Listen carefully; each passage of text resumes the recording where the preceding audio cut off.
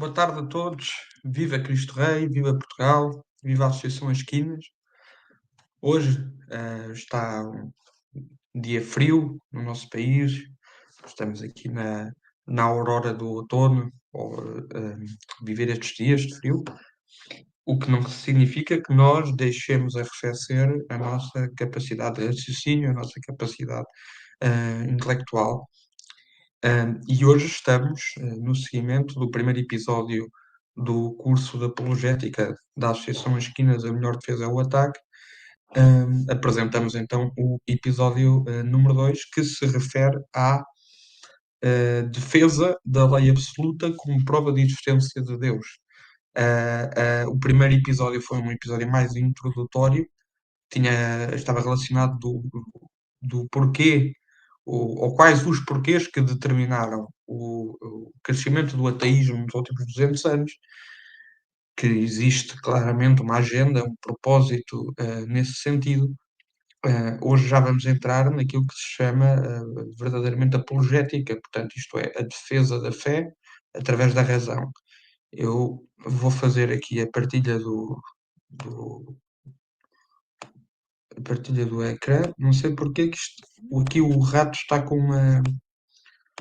uma grande sensibilidade. Uh, mas está, já encontrei. Muito bem. Portanto, curso apologética, a melhor defesa é o ataque, episódio 2, o argumento moral.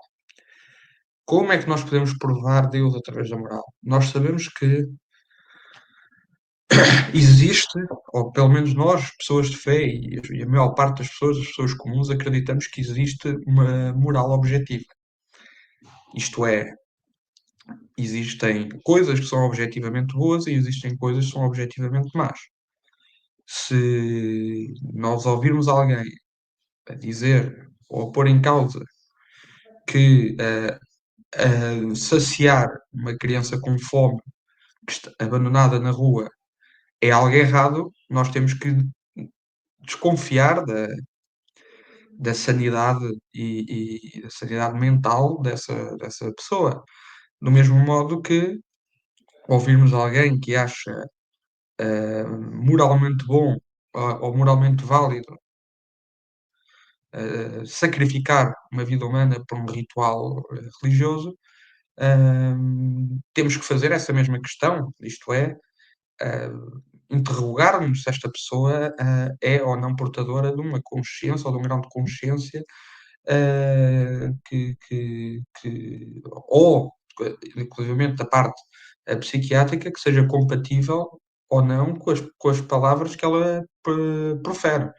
Portanto, todos nós sabemos que estes dois exemplos são dois exemplos objetivos de que a moral existe e o que nós, aquilo a que nos propomos, a que nos propomos fazer e defender é de que a moral não é uma construção social, mas é algo que emana da própria consciência humana, do próprio coração humano, através da lei natural, que é a lei que Deus imprimiu no coração dos homens.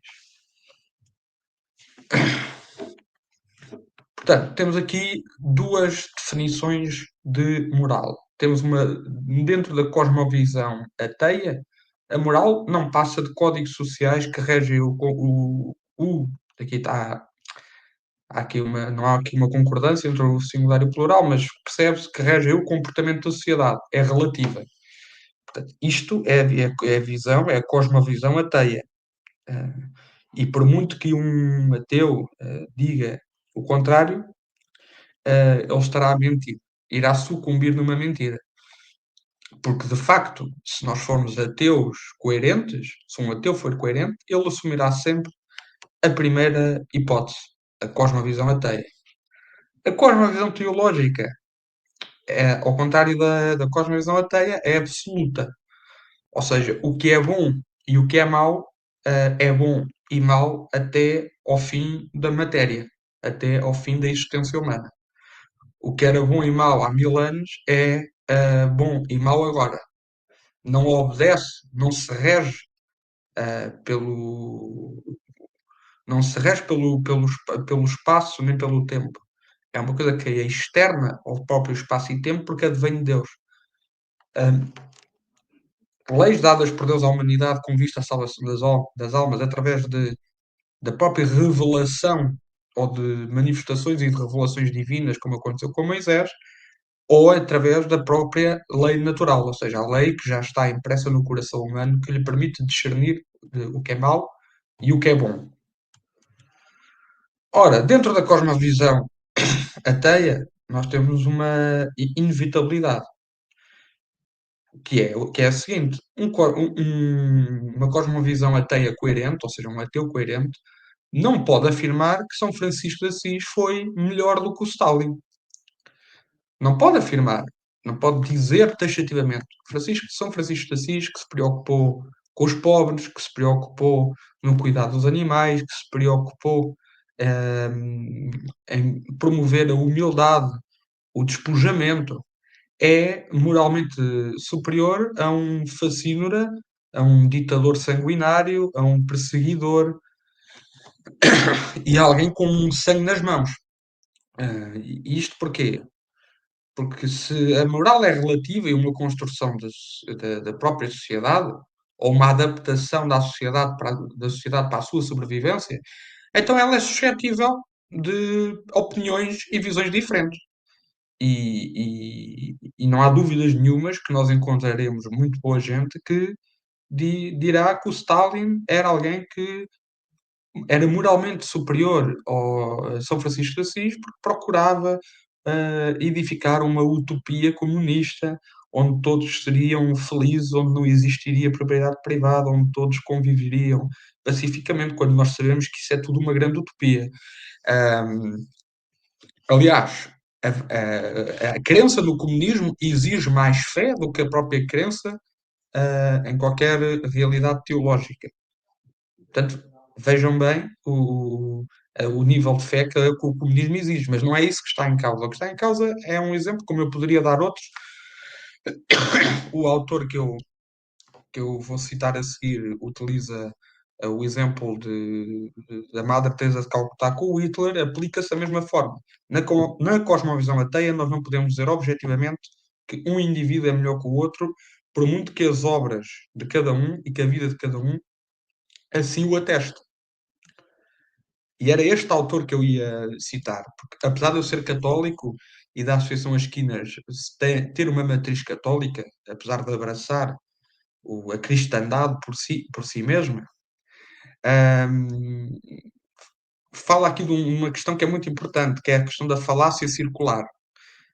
E ele diz o seguinte, num livro fantástico que eu recomendo, chamado Não Tenho Fé Suficiente para Ser Ateu, diz: se realmente não existe verdade absoluta, então a sua própria declaração absoluta de que não existe verdade absoluta não pode ser verdadeira. A declaração do relativismo é irracional, porque ela afirma exatamente aquilo que está tentando negar, ou que está a tentar negar. É isto que chama-se falácia circular. Se um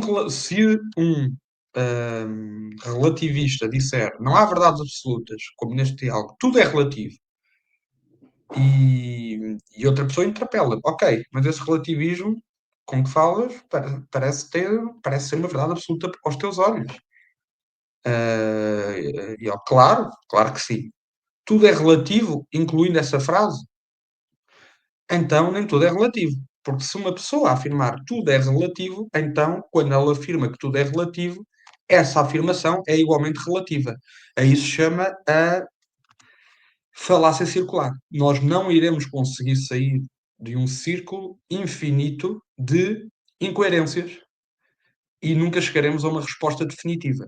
Portanto, dizer que tudo é relativo é a mesma coisa, ao dizermos que tudo é relativo, subentende-se que dizer que tudo é relativo também é relativo. Daí que não possamos sair da falácia circular. E se tudo não é, e se nem tudo é relativo, é porque existem coisas absolutas, existem coisas objetivas. Vejamos aqui a citação de um outro protestante, eu depois também tenho citações de católicos, de um grande apologeta, aliás, discípulo, aprendiz do Norman Geisler, que diz: se Deus não existir, qual é a base dos valores morais? Em particular, porque pensamos que os seres humanos possuem valor moral. A forma mais popular de ateísmo é o naturalismo. E no naturalismo, tudo se reduz à matéria. Tudo é reduzido à matéria. Portanto, coisas como o amor, a caridade, a empatia e a justiça são criações sociais oriundas de choques elétricos do cérebro, produzidas por choques elétricos do cérebro, que, como sabemos, são realidades palpáveis, materiais. Portanto, o naturalismo, o darwinismo puro, rejeita, aliás, assume que tudo o que existe é matéria. Se tudo o que existe é matéria, então a própria moral foi criada pelo cérebro, por códigos sociais, por códigos humanos. Também ela é necessariamente relativa, porque é uma criação social, como uma fábula, ou como um poema, ou como uma forma de expressão artística. É relativa. É relativa. Não nunca excede a matéria. É porque só existe matéria. Mas continua o William Lane Craig, mas a ciência é moralmente neutra. Não se podem encontrar valores morais num tubo de ensaio. Exatamente. Na linha daquilo que eu estava a falar. Segue-se imediatamente que os valores morais não existem na realidade. São ilusões dos seres humanos. Era o que eu estava a referir.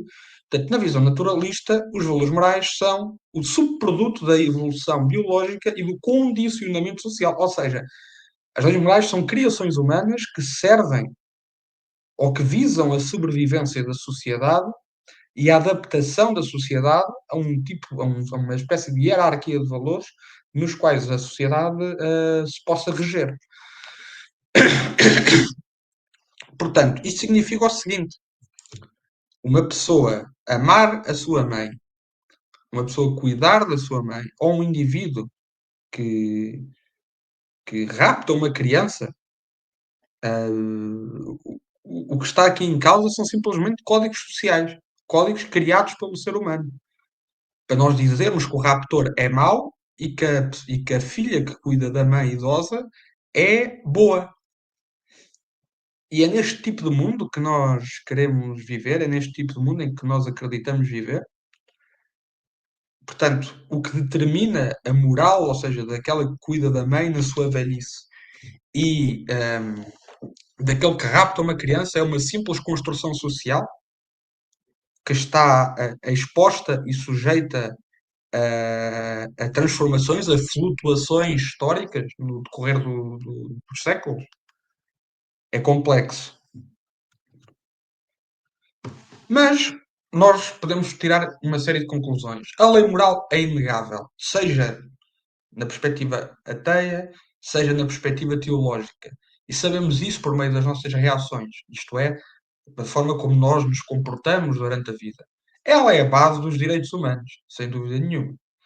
Ela é o imutável padrão da justiça, por isso é que muitas das leis, não todas, são fundamentadas através dos princípios morais.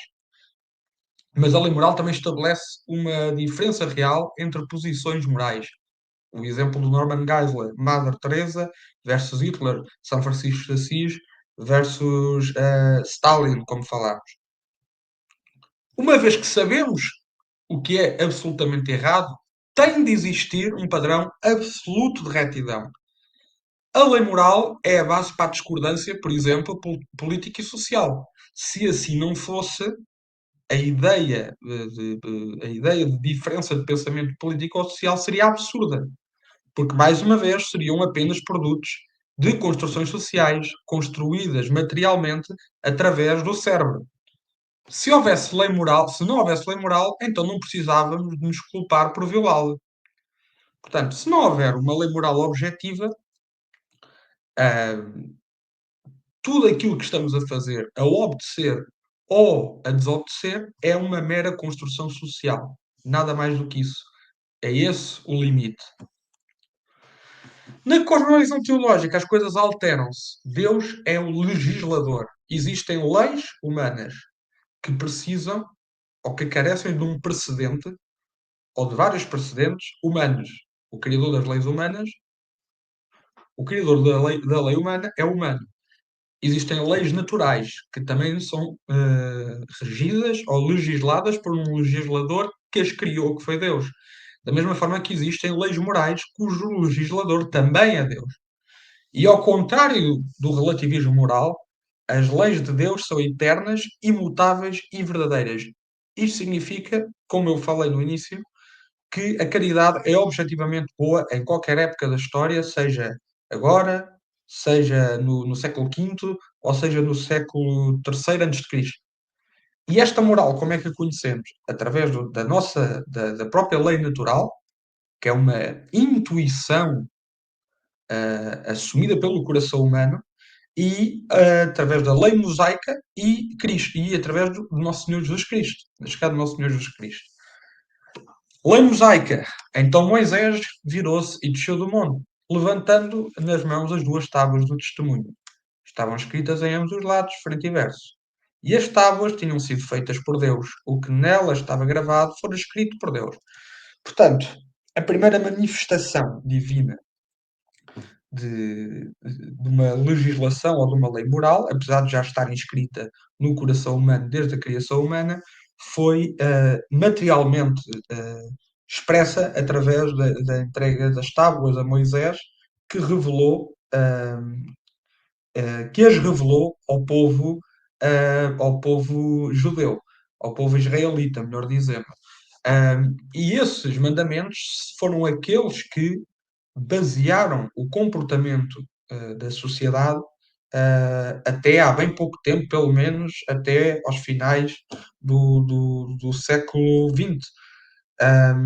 E que está na base de muitas constituições e de muitos códigos penais e de muitas leis de várias nações.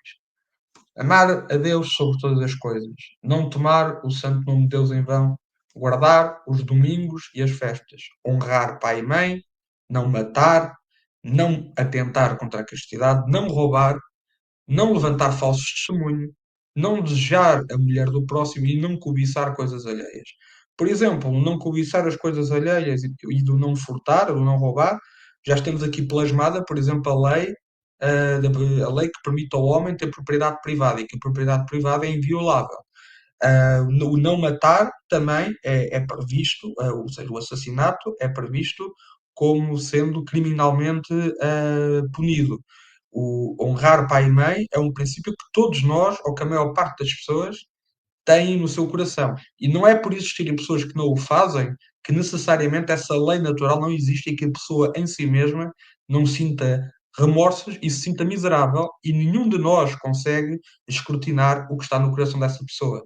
Portanto, não é por uma pessoa não honrar um destes mandamentos que estes mandamentos não deixam necessariamente de existir e que a pessoa não sinta culpa por não os cumprir, muitas vezes rejeitando a sua própria lei natural. E Nosso Senhor Jesus Cristo, que aperfeiçoou a lei e a revelou em maior e a revelou em plenitude, disse: Não pensem que vim abolir a lei ou os profetas. Não vim abolir, mas para cumprir. Portanto, os mandamentos do Antigo Testamento, os mandamentos que foram entregues a Moisés, são eternos. Nosso Senhor Jesus Cristo, Deus, ah, Deus encarnado, disse: Eu vim cumprir a lei. Digo-lhes a verdade: enquanto existiram céus e a terra, de forma alguma desaparecerá da lei a menor letra ou o menor traço, até que tudo se cumpra. Todo aquele que desobedecer a um destes mandamentos, ainda de pormenores, e ensinar os outros a fazerem o mesmo, será chamado menor do reino dos céus. Mas todo aquele que o praticar e ensinar estes mandamentos será chamado grande no reino dos céus. Nós podemos dizer, sem dúvida nenhuma, que Nosso Senhor Jesus Cristo aboliu a antiga aliança e gerou a nova aliança, no qual a exclusividade racial israelita é rejeitada e se assume o universalismo cristão através de Cristo, independentemente da sua nação, da sua etnia, da sua cor e da sua origem. Um, através, claro, da Igreja Católica, que o nome como indica, a Igreja Universal, a Igreja de todos aqueles que quiserem voluntariamente aderir à Santa Igreja. Portanto, a lei natural é confirmada por Deus no Antigo e no Novo Testamento. E o que é a lei natural? É exato que temos falado tanto. É aquela que é conhecida pela luz natural da razão, como derivado da natureza das coisas. Procede de Deus como o autor primeiro e único e governa a atividade do homem para o seu fim último natural. Portanto, é algo, como aqui diz, que governa o coração e as ações humanas. O São Tomás de Aquino disse que a lei natural é autoevidente. Portanto, se ela é autoevidente, é porque nós cedo a compreendemos e a percepcionamos no nosso coração, muitas vezes não sendo necessário nós ouvirmos de alguém. Se a lei natural está impressa no coração humano, é obviamente, claramente autoevidente na sua consciência e na sua ação e no seu comportamento. Portanto, é claro que dentro da lei natural existiam mandamentos, existia uma forma de hierarquia do bom e de hierarquia do moral. E os 10 mandamentos sintetizam o que é a lei natural, mas enfatiza, porventura, os mais importantes e os fundamentais pelos quais o homem se devia reger e devia governar o seu coração até ao fim da sua vida terrena. Aqui, citando o Cônego Boulanger, do Manual da Apologética, um dos melhores livros de apologética católicos disponíveis na internet, em PDF, para quem quiser encontrar, em que ele refere que a consciência atesta que existe uma lei moral que preceitua o bem e proíbe o mal, e que essa lei se deve apoiar numa sanção. Ora, a lei e a sanção supõem um legislador. Logo, o legislador é Deus. Portanto, isto reforça aquilo que temos vindo a falar até ao momento. E depois acrescenta: a existência da lei natural, da lei moral, é incontestável, tal como Norman Geisler disse. Há uma norma absoluta universal, anterior e superior a toda a legislação humana, que se impõe à vontade e que nos prescreve certos atos e proíbe outros. Portanto, isto significa, na linha de tudo o que temos falado, que a lei natural existe e objetivamente existe, não há como contrariar isso, ela é evidente, é auto-evidente na lei natural e é divinamente manifestada em Moisés e depois no Novo Testamento em Jesus Cristo, Nosso Senhor. Agora vamos ter aqui algumas objeções, alguns argumentos ateus e refutá-los. Portanto, temos, por exemplo, a moral evolucionista, que é a moral darwinista, na qual eles referem que a moral foi uma evolução natural, ou seja, os homens primitivos seguiam instintos e apetites, e com o tempo aprenderam que certas ações geravam consequências boas ou más e adaptaram-se a essas ações.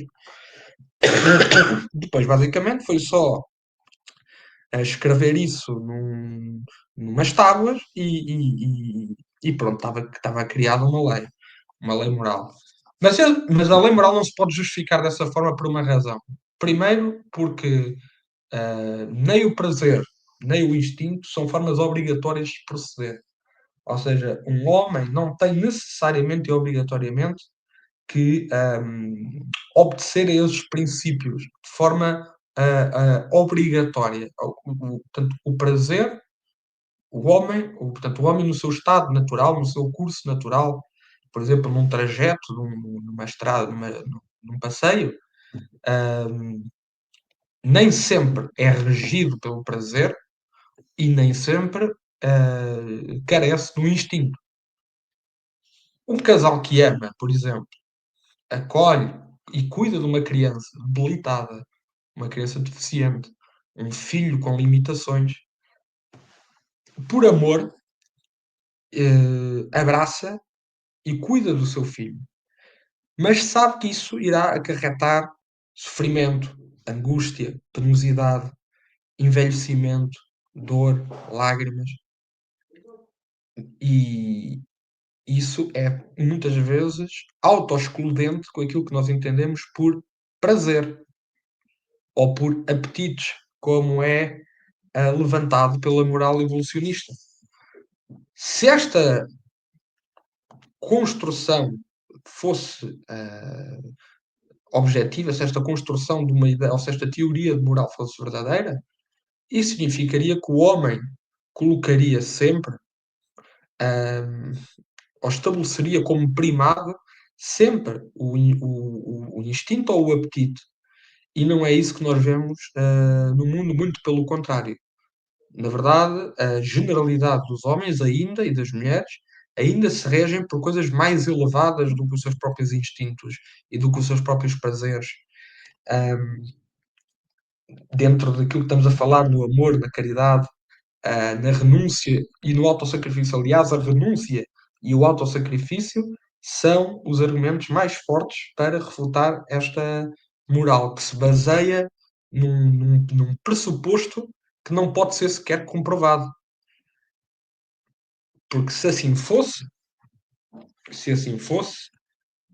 determinadas espécies animais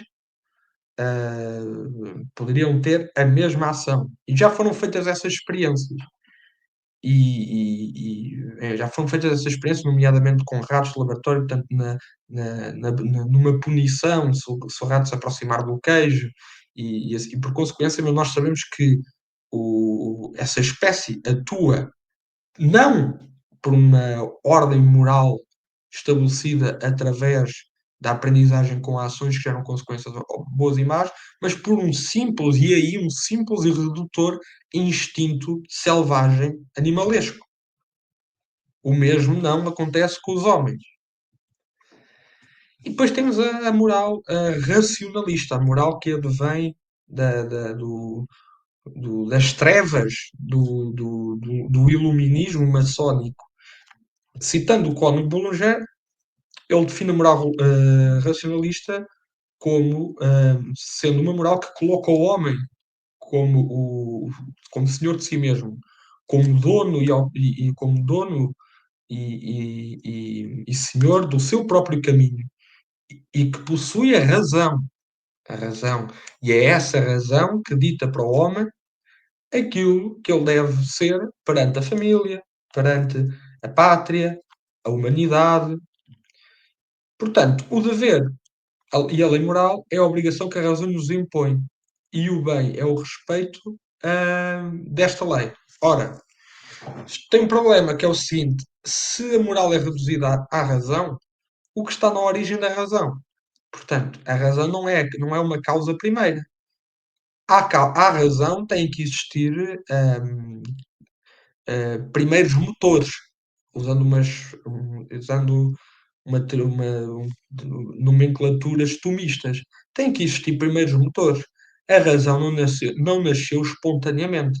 A razão tem também uma origem.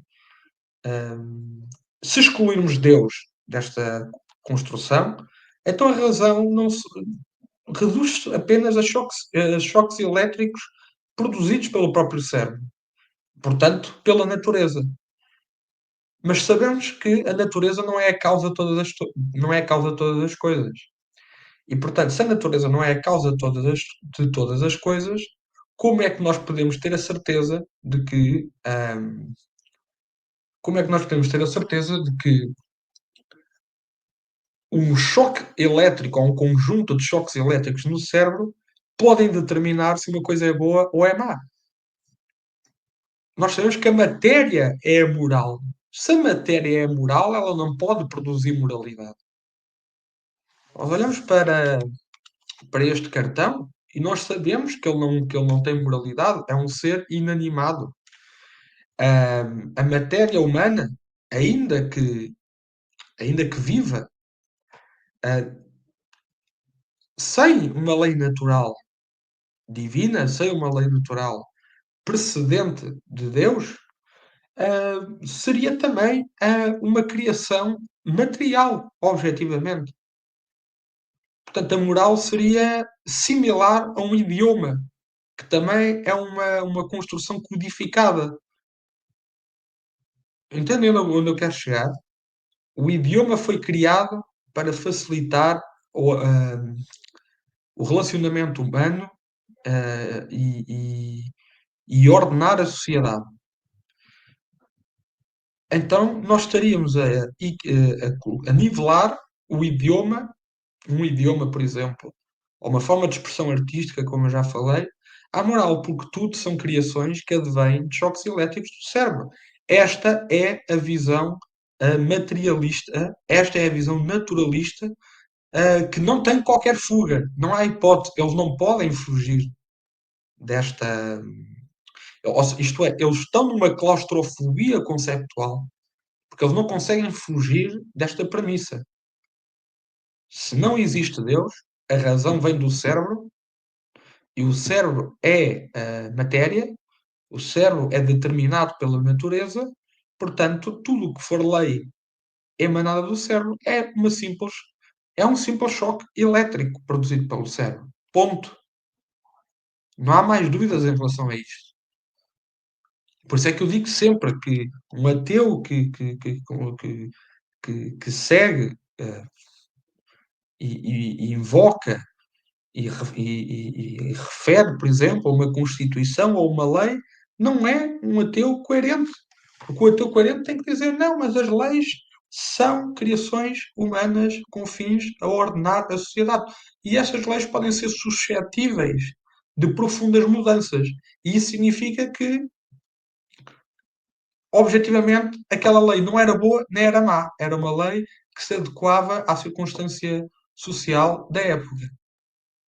Portanto, a escravatura pode ser entendida como uma coisa boa ou má, não interessa. Isso vai ao encontro da interpretação de cada homem, como se diz na moral racionalista. É o homem que determina se aquela ação é boa ou é má. Quando nós sabemos, pela nossa lei natural, pela nossa própria consciência, de que a escravatura é objetivamente má. O assassinato é objetivamente mau. Que o abandono numa criança é objetivamente mau. E assim entramos no chamado relativismo moral. E o relativismo moral que hoje já existe e que permite que qualquer pessoa se possa autodeterminar do que quer que seja e que permite que tudo o que é considerado bom, são, santo, digno, é, no entender destas pessoas, obsoleto, porque eles estão realmente a seguir a tal moral racionalista, a tal moral darwinista, que diz que que tudo o que existe é uma simples construção, tudo é opinião, tudo é relativo. Se tudo é relativo, como é que nós sabemos que o relativo é relativo? E eles não conseguem sair desta incongruência. E é por isso que os ateus ficam tão complexados quando se fala da questão da moral como argumento da existência de Deus. Esta imagem é estupidamente usada por muitos ateus, porque dizem que veem como a verdade é relativa. Hum, Houve alguém que escreveu um número no chão e a pessoa que está de um lado ou do outro tem uma visão diferente. Mas isto é uma estupidez, porque a verdade está no número que o indivíduo escreveu, não está naquilo que a pessoa acha que é através de uma determinada perspectiva.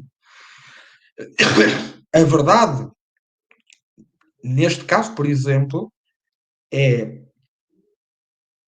antecede uma vontade. E essa vontade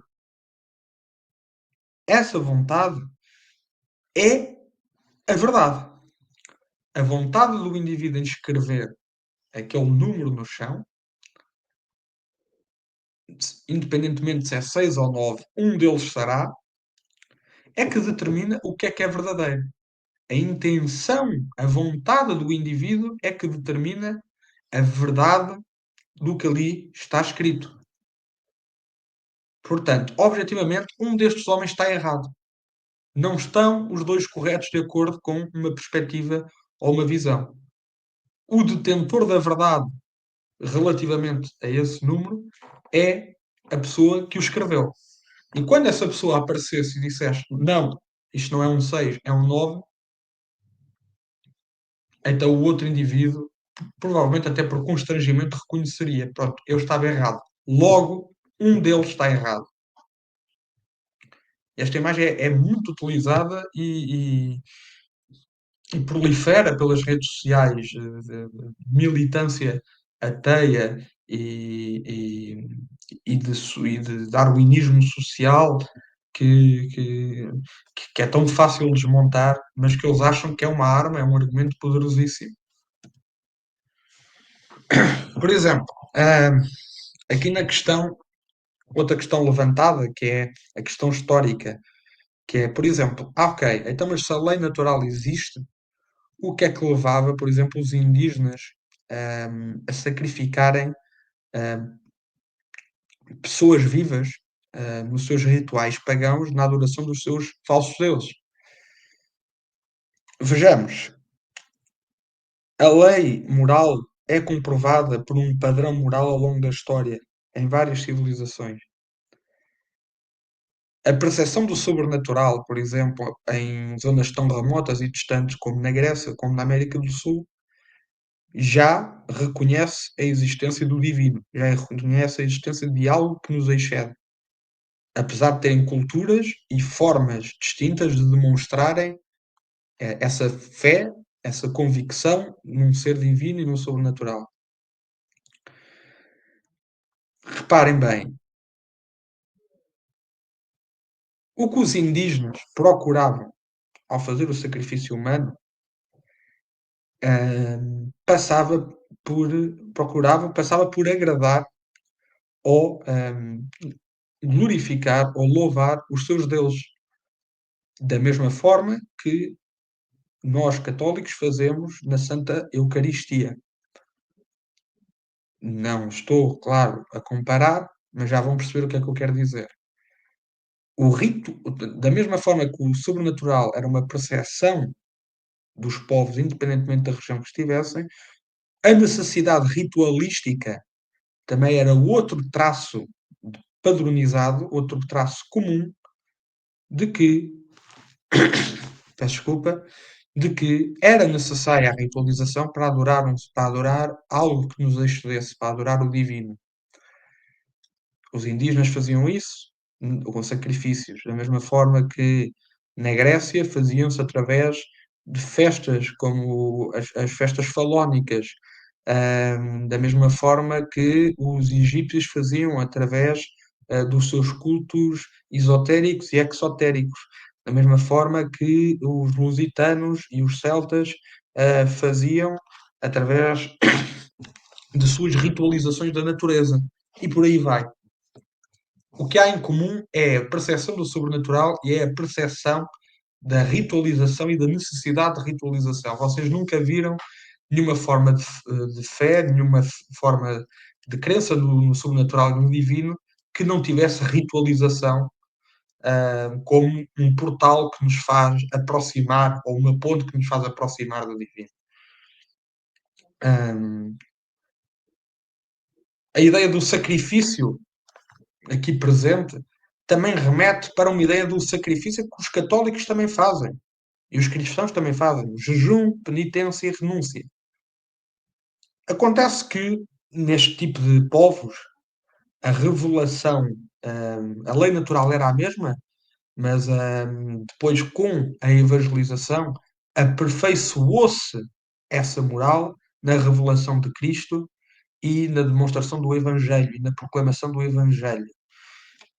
E apesar dos propósitos destes povos serem os mesmos que os nossos, e eram de facto, os meios pelos quais eles faziam os mesmos propósitos que os nossos eram moralmente errados. Porque, reparem numa coisa, eles entendiam que o Deus que eles adoravam, os falsos que eles adoravam, tinham um primado sobre os homens. E o mesmo acontece em relação a nós. Nós sabemos que Deus tem primado sobre nós, que Deus que Deus é prioritário em relação à humanidade, que Deus excede qualquer tipo de importância existente no universo.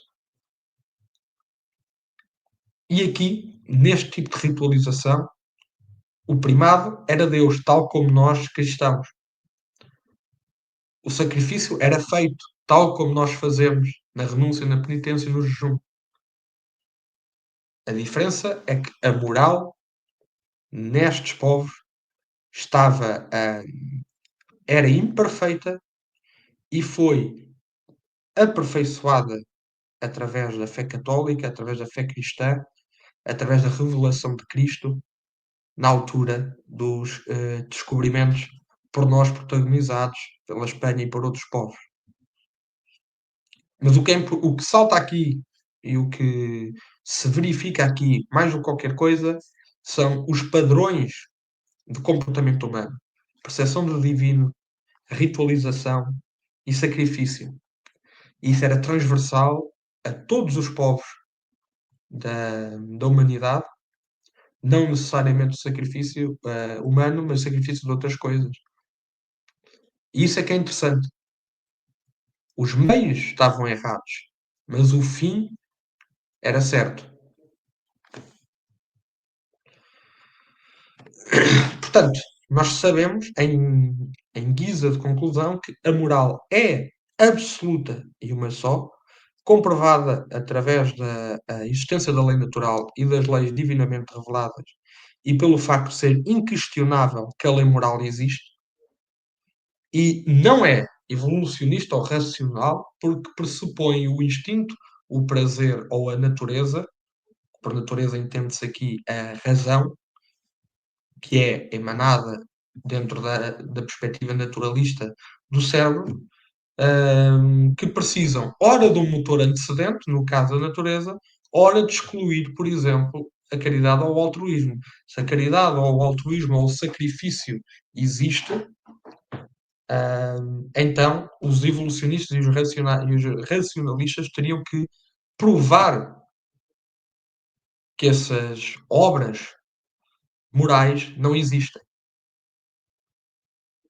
Porque a caridade e o altruísmo elimina o pressuposto de que o instinto e o prazer estão na causa de uma moral e numa codificação da moral ao longo dos séculos.